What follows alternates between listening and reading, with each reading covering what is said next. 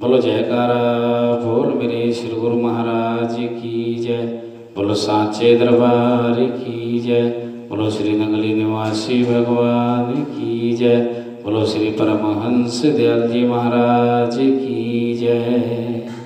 गुरुर्ब्रह्मा गुरुर्विष्णु गुरुर्देवो महेश्वरा गुरुर् साक्षात् परम ब्रह्म तस्मै श्री गुरुवे नमः।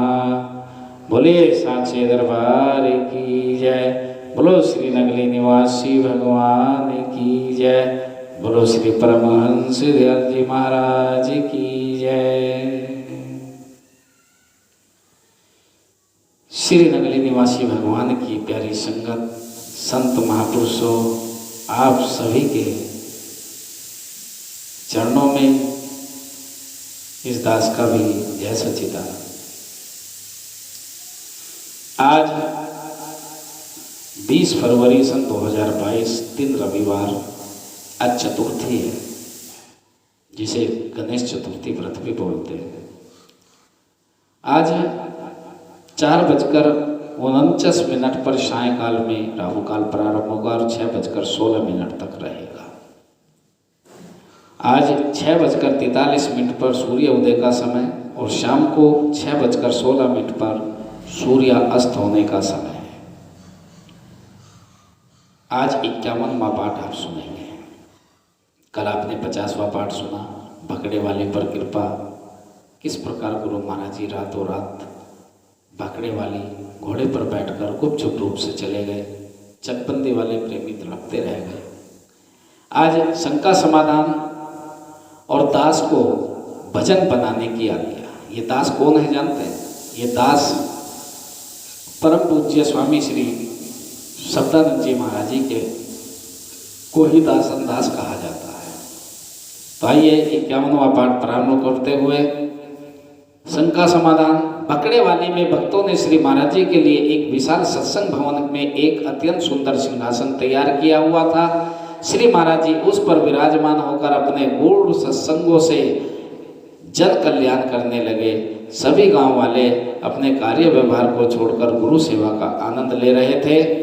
भकड़े वाली के हिंदू, सिख और मुसलमान सभी मत मतांतर के भेदभाव को मिटाकर शुभ दर्शन कर रहे थे। श्री महाराज जी की इस शोभा को देखकर भकड़े वाली के ग्रंथी बाबा लखा सिंह ने एक दिन श्री महाराज जी से प्रार्थना की कि मेरे मन में एक संशय है, आप उसका समाधान कर दें। श्री महाराज जी ने पूछा, अच्छा भाई बताओ आपका क्या प्रश्न है? बाबा लखा सिंह कहने लगा कि महाराज आप 24 घंटों में केवल एक बार ही सर्व संगत को दर्शन देते हैं, बाकी समय अंदर एकांत में रहकर आप क्या करते हैं? यह प्रश्न सुनकर श्री महाराज जी हंसकर बोले, भाई आप तो एकांत की बात करते हो, मैं तो अब भी यहाँ बैठकर नहीं बोल रहा। शारीरिक नाते से मैं यहाँ आपको बैठा हुआ तो जरूर दिखाई दे रहा हूँ, परंतु ये आवाज़ तीनों लोकों में काम कर रही है। आपके जिम्मे तो अपने घर, एक घर की ही का काम है, परंतु हमारे जिम्मे त्रिलोकी का काम है। आपको यह चिंता है कि हम एकांत में क्या करते होंगे, परंतु आप ही बताओ, जन कल्याण के इतने बड़े काम को चलाने के लिए हम उस परम तत्व जिसे पर ब्रह्म परमात्मा कहते हैं से एकांत में परामर्श करते हैं। आप तो गुरु घर के इतिहास से भली भांति परिचित हो। चौथी पातशाही श्री गुरु रामदास जी के पास जब गुरु अर्जुन देव जी के दर्शन हेतु प्रार्थना पत्र आते थे, तो जो पत्र लेकर दूत आता था, उस समय गुरु रामदास जी के दर्शन बंद होने के कारण वह दूत स्वयं पत्र भेंट नहीं कर सकता था। हम तो केवल थोड़ा सा समय एकांत वास करते हैं, वे महापुरुष तो कई कई दिन दर्शन बंद करके एकांत में विधाता से संसार का सारे कार्यक्रम निश्चित करते थे। वे सदा इतनी चिंता में लीन रहते थे कि कलयुग के जीव किस प्रकार सत्य नाम तथा भक्ति में युक्त हों। श्री कबीरदास जी ने भी कहा है, हम वासी उस नगर के जहाँ जाति वर्ण कुल नाही और शब्द मिलावा होत है तो देह मिलावा नाही। भाई आप देह रूप की बात करते हो, कुछ अंदर की गति जानकर बात करो। श्री महाराज जी के इस उत्तर को सुनकर सर्व संगत बहुत प्रसन्न हुई और बाबा लखा सिंह जी श्री महाराज जी से क्षमा मांगते हुए कहने लगे, वास्तव में आप सच कहते हैं। संत जन हम पापियों को संसार सागर से पार करने के लिए अवतरित होते हैं, आप धन्य हैं। दास को भजन बनाने की आज्ञा। पकड़े वाली में विराजमान रहते हुए श्री महाराज जी अपने नियमानुसार सत्संग का प्रेम प्रभाव भी चला रहे थे। उनके सत्संग से पहले कई प्रेमी गुरु महिमा के गीत गाते थे। इस प्रकार संगत इकट्ठी होती जाती थी। तब श्री महाराज जी के दर्शन खुलने के लिए भजन गाकर प्रार्थना की जाती थी। उन दिनों दास के शरीर की अवस्था लगभग 14 वर्ष की थी। दास को भी भजन बोलने का बहुत शौक था।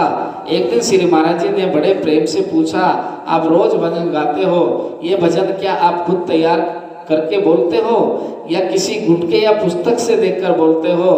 दास ने प्रार्थना की कि महाप्रभु, एक गुटका महात्मा बली नाथ जी योगी का बना है जिसका नाम धर्म प्रचार है, उसी गुटके से दास भजन बोला करता है। दास के उत्तर को सुनकर श्री महाराज जी बोले, दूसरों के झूठन पत्तल चाटकर कभी किसी का पेट नहीं भरा। हमारी आज्ञा है कि आप स्वयं भजन बनाकर बोला करो, और दूसरों के बनाए हुए भजन तो सभी बोल सकते हैं, परंतु गुरु महिमा तो निज अनुभव की बात है। जैसे किसी ने मिठाई खाकर उसके स्वाद को लिख दिया या कह दिया, परंतु पढ़ने अथवा सुनने वाले को उसका आनंद कभी नहीं आ सकता।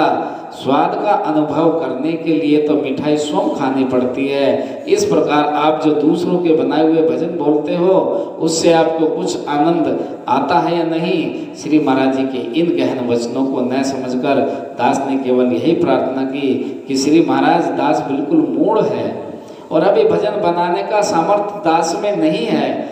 दास के मन में उस समय यह विचार था कि कविता, ग्रंथ और भजन इत्यादि की रचना कमाई वाले पुरुष ही कर सकते हैं। अपनी मूर्खतावश दास ने विनती की कि श्री सद्गुरुदेव जी, भजन बनाना मेरा काम नहीं, मैं कैसे बनाऊंगा? तो श्री महाराज जी बोले, हमारी आज्ञा है कि मैं को छोड़ो, मैं रूप में भजन नहीं बनते। कल तक आपको एक भजन तैयार करना होगा। यह आज्ञा पाकर दास डर सा गया।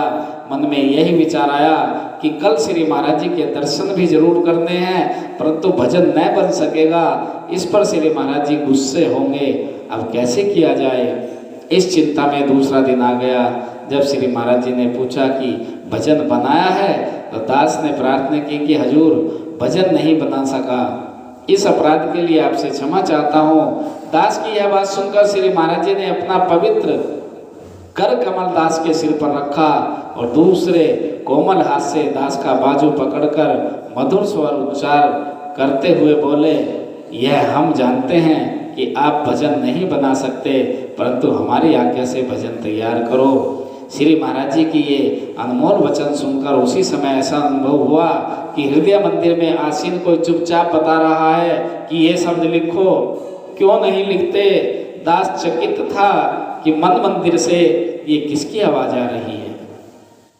इधर अक्सर अपने आप आंखों के आगे घूमने लगे। उसी समय उस सूक्ष्म आवाज को सुनकर दास ने भजन लिखना शुरू कर दिया। और दूसरे दिन जब श्री महाराज जी के दर्शन खुले तो दास ने ये साधारण सा भजन श्री चरणों में भेंट करके बोला, और ये भजन अब आपको कल सुनाया जाएगा। आप लगन से देखिए। श्री सार शब्दानंद जी महाराज जी जिन्होंने इस ग्रंथ को लिखा, ये उनकी महिमा का बखान चल रहा है। वो मूढ़ यानी कि कुछ लिखने के काबिल नहीं अपने आप को समझते थे, और गुरु महाराज जी को उनसे लिखवाना था, क्योंकि उन्हें तो पता था कि इसे आगे चल के बहुत बड़ा कार्य करना है। ये जीवन चरित्र लिखना कोई खेल नहीं है। गुरु महाराज जी तो सब कुछ लीला जाननहार थे। उन्होंने उसके सिर पर एक हाथ रखा, दूसरे हाथ उसके हाथ में हाथ पकड़ लिया, और उसको ऐसा एहसास होने लगा कि मेरे हृदय में सतगुरुदेव भगवान विराजमान हो गए और मुझसे बता रहे हैं कि ऐसा लिख। और ऐसा करते करते करते करते भजन लिखा गया और क्या लिखा गया ये आप कल सुनेंगे। इन्हीं शब्दों के साथ आज की वाणी को विराम दूंगा।